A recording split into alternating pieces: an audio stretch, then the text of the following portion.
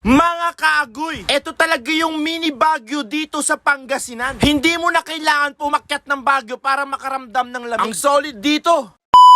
At dahil weekends ngayon mga kaagoy, magsushort ride tayo. Outfit check muna tayo mga kaagoy. Siyempre, suot-suot ko yung spider na napakasin. Yan ang palagi natin suot kapag umaalis tayo. Siyempre, nakadekalidad clothing tayo ngayon mga kaagoy. At mga ilang minuto na nga mga kaagoy, pumunta muna ako sa gasoline station para magpa-check ng gulong. Para kapag babiyahe tayo ay walang aberya. Kailangan nasa kondisyon palagi kapag nasa rides tayo. At bali nagpa-full-tank na rin ako dito. Ang full-tank pala ni Kalo ay umaabot ng 500 pesos. Bali hindi lang pala ako ang mag-isang mag-rides ngayon mga kaagoy. Meron din tayong mga kasamang tropa. Hindi ko pa sila gaanong kakilala pero nakasama ko na sila sa mga ilang rides. At syempre hindi mawawalang pinaka-pogi si Kuya Alfred. So ito na nga mga kaagoy, hindi na ako masyadong nakapag-video sa daan. Dahil kailangan natin mag-focus sa daan natin. Kwento ko na lang mga kaagoy kung saan kami dumaan. Bali sa Rosales pala kami dumaan. Dediretsuhin mo lang mismo yung Rosales mga kaagoy. Hanggang makarating ka sa boundary ng Tayog at San Quintin. Syempre ang pupuntahan mo yung Tayog. Dediretsuhin mo lang mismo yung Tayog hanggang makapunta ka mismo sa San Nicolas. Ganun lang kadali makapunta dito sa Maliko. Kung papansinin nyo yung takbo natin, takbong pogi lang mga kaagoy. Nasa 40 to 60. Ang pag-akyat natin dito sa San Nicolas sa Maliko ay first time natin makakyat dito. Hindi ko alam kung anong meron dito mismo. Basta ang naririnig ko ay napakaganda daw kapag nasa taas ka na mismo. At habang paakyat kami mga kaagoy, isa lang napansin ko sa pag-akyat namin sa bundok na to. Kapag first time mo talaga umakyat dito, panigurado mga kaagoy ay hilong-hilo ka. Kaya tinawag pala itong Maliko dahil sobrang daming liko. Liko sa kanan, liko sa kaliwa. Walang katapusan nakakaliko. At dahil first time ko nga dito sa mini Baguio ng Pangasinan, ang ginawa ko ay binilang ko mismo yung mga liko-liko. Ang pagkaka-estimate ko dito ay nasa 87 sa kakaliko namin papunta sa taas. At habang packet ka mga kaagoy ay ramdam mo na nga yung lamig na parang nasa Baguio. Legit yung sinasabi ko sa inyo, sobrang daming liko. Mahihilo ka talaga dito kapag first time mong umakyat talaga sa lugar na to. At habang binabaybay nga namin itong taas ng bundok na to, ay talagang namamangha ako sa mga nakikita ko sa kapaligiran. Akalain mo mga kaagoy, para ka na rin talagang umakyat ng Baguio. Kung anong makikita mo sa pag-akyat mo sa Baguio ay ganoon rin ang makikita mo dito sa Maliko. At mga ilang minuto ay nakapunta na kami sa unang destinasyon namin. Kung saan makakatikim ka dito ng masarap na lugaw at makakahigop ka ng mainit na barako ng kape. Akalain mo mga kaagoy, meron ka palang makikita ditong napakagandang bundok dito sa San Nicolas, Pangasinan. Na parang style niya ay parang drawing lang sa paningin mo. Siyempre dahil first time natin umakyat mga kaagoy, ilalanghapin natin lahat ng sariwang hangin na nandito. I suggest mga kaagoy kapag hapon po kayo umakyat ay magdala po kayo ng kapote. Dahil may mga chances po na umuulan. At mag-ingat rin po sa pag-akyat at sa pagbaba. Merong mga parting madudulas. At meron rin parting may landslide. Kaya kapag may balak kayong umakyat dito, ay magdoble ingat at dapat nasa kondisyon palagi. Sa pag-akyat dito sa Maliko mga kaagoy, dapat naka-ready rin ang camera mo. At dahil coffee lover tayo, saktong-sakto itong pinuntahan natin ay meron silang barako. Merong mga tasang naka-ready na dyan. At pwedeng-pwede ka nang humigop ng mainit na barako na kape. Meron din silang tasa dito na I love Maliko. Sa pag-akyat pala dito ay hindi mo na kailangan ng malaking budget. Okay na siguro yung mga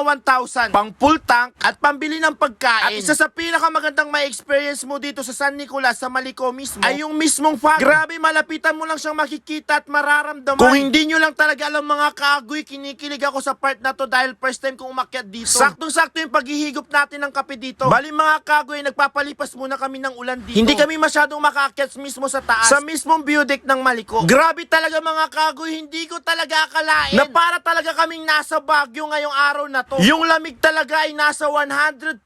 Daig na daig niya pa talaga yung aircon. Sa mga hindi pa nakakapunta sa San Nicolas, ay subukan nyo po itong puntahan. Napakaganda, grabe. Mag-enjoy ka talaga dito sa pag-akyat, mas lalo na kapag naramdaman mo yung ganitong bagay. Mga kaagoy, hindi mo na kailangan umakyat ng Baguio. Kapag gusto nyo lumanghap na malamig, makaramdam ng lamig, I suggest mga kaagoy, puntahan nyo tong San Nicolas sa Maliko. Hindi kayo magsisisi. Bali sa part dahil mga kaagoy, hindi na kami makakyat mismo sa view deck dahil madulas na ang daan. Kaya nanatili na lang kami dito sa aming pinuntahan. Tamang kwentuhan lang sa Gedli at pinaplano kung saan ang next ride namin. Bali nagdikit na rin tayo ng sticker natin dito. Talagang in-enjoy ko talaga ang pag-akyat dito sa Maliko. Grabe kasi mga kaagoy. First time natin kasi umakyat dito. Ganito palang itsura dito. At after ng malakas na ulan at makapal na hamog, masisilawan mo talaga ang napakagandang bundok dito sa San Nicolas, Pangasinan o tinatawag nilang Maliko. So paano ba yan mga kaagoy? Hanggang dito na lang muna. Maraming salamat sa panonood. Bye-bye. Agoy! Kita-kits tayo sa susunod na rides.